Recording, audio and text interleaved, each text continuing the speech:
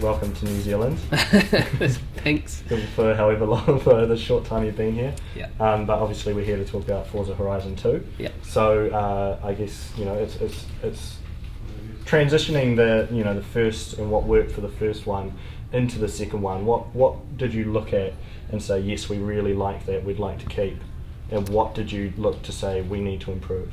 So actually, we went through a really cool process to decide exactly those things. So quite often when you develop a game, you get so knuckled down into what it is you're producing that it's not until after it's made that you get a chance to really appreciate what it is you've created. And at the end of Horizon 1, we did exactly that. We sat down and we talked to everybody. We talked to the people who played it. We talked to the guys inside the studio and said, what was it about this game that really connected with you? And there were a couple of things that were reoccurring themes with everybody. For myself as the art director, one of the specific things that kept coming up was this concept of beauty. And without being too egotistical about that kind of stuff, I think it was a particular brand of beauty. So it wasn't the game's just gorgeous. It was the way we'd represented certain things. So there was a lot of emphasis on naturalistic landscapes and flowers and colourful trees that were sort of changing in the season and that kind of thing.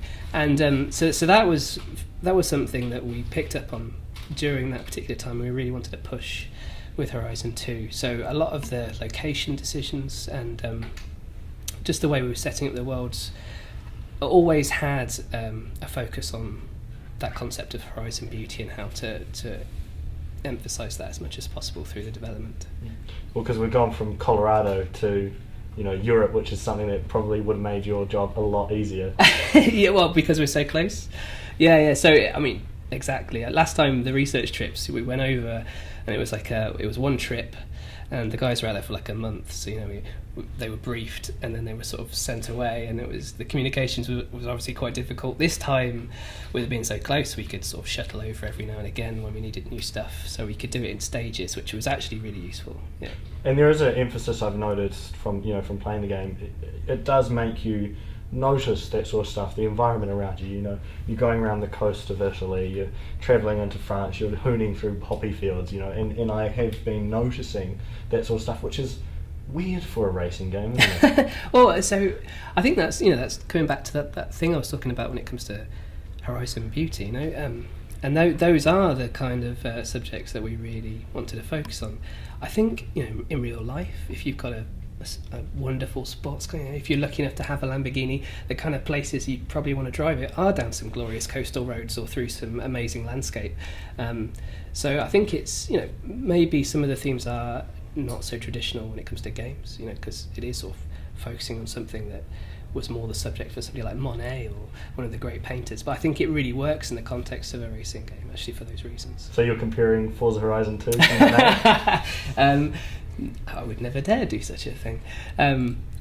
There are certain qualities that were actually about Southern Europe that were really kind of exciting to be able to reproduce, perhaps in some similar fashion to how those old greats used to do it. And I've been thinking a little bit as well about if you wind the clock back 10 years to 2004 and you look at the racing games that were out then, there was a heavy focus on night. There was a heavy focus on because the best way they could make that artistic representation was with the flashing lights, the blurred lines going right past your windscreen.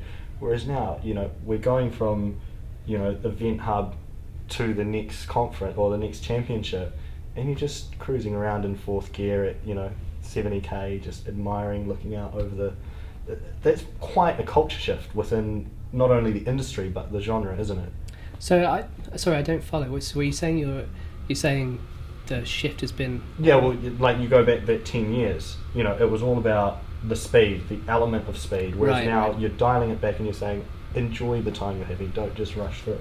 Okay, yeah, that's a good point. I think a lot of that comes down to the fact that with the new hardware, we can represent the environments that we're setting those races in to a much higher level of fidelity than we could have before. So you're right, there was a big emphasis on night previously, and there was that whole parallax type sense of speed, lights flashing past you kind of thing was probably very useful for the developers at that point. I think the big kind of concern moving forward with that kind of stuff is you can't just rely on that kind of material anymore to give you that sense of speed, but you've also got to represent it in a certain level of detail that is going to hold up to what the cars are doing and everything else that is, those authenticity aspects of a Forza game. So.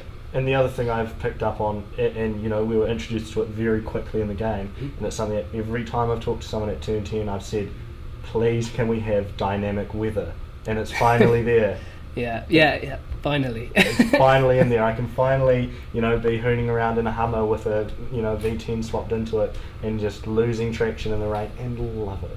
Yeah, there were a couple of things that we really knew we wanted to do that were new for Horizon 2, and weather was a big one. And it was a daunting challenge, to be honest. There are a lot of things that you have to really think through to get the whole thing to work, and there were numerous prototypes that were produced in the studio until we found the implementation of a particular system that was going to give us everything that we needed. And it was just like I was saying about Night, the Forza franchise is so built around that idea of authenticity that even in a game like Horizon, where we're being a little bit more frivolous with certain themes, you still have to kind of hold up to those ideals. And the driver tars as well, which were introduced with the last Forza game. Mm-hmm. How good was that to be able to have that technology in Horizon 2? I think the driver tar stuff is just a really interesting concept, and I think it translates really well into an open world, especially when it comes to the exploration aspect. So as well as the interesting behaviours you get in a race, you can also be driving around the world in free roam and you'll notice somebody, and that will be somebody's driver tire representation, and quite often they'll lead you to some hidden secrets, because it would have been a track that one of the guys took previously, so you might find a barn find just by following somebody's driver tire doing something nuts, like driving through a vineyard or a field or something. So it's kind of like added a whole new dimension to that stuff, which we didn't really expect. That's fun. And the other thing, of course, when you see one of your friends' names pop up in a race, you instantly go, I'm beating you. Exactly, yeah. That is the inherently great thing about the driver tire system that we did inherit this time. Yeah.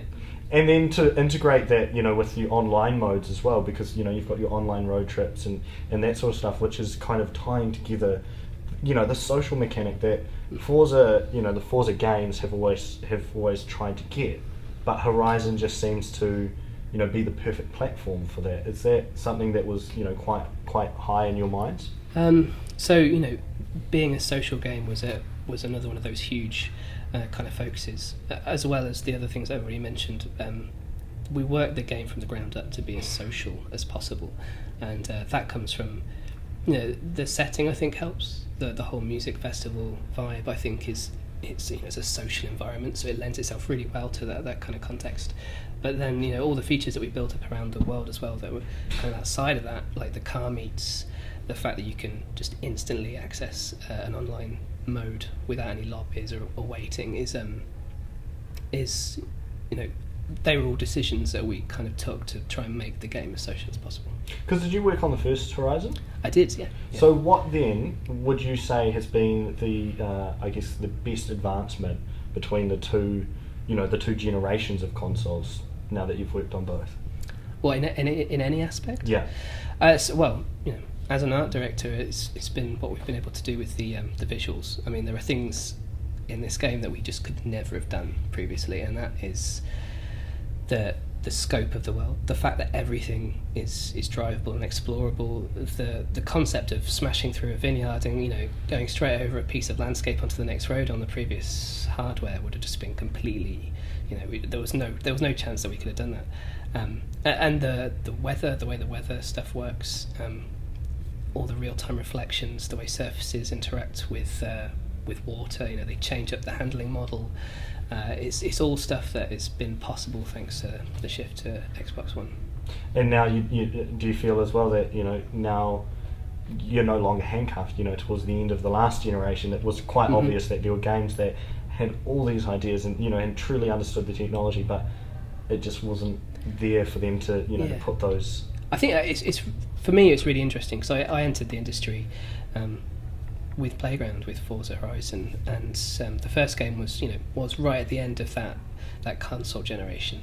And it was interesting working with a team that had been working in those kind of tech conditions for so long, and that they knew the stuff inside out. They knew exactly what they could push to get certain results. I think the interesting thing this time is not only are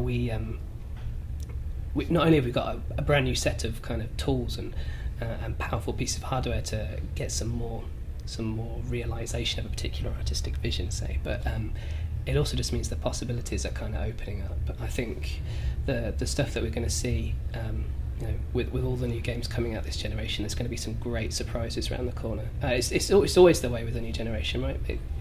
It's the way it pans out. And is there any ideas that got left on the cutting room floor that you could share with us that might be in Horizon 3? I couldn't possibly comment on that. All right, well, thank you very much for all your time, and I look forward to beating you online. Good luck.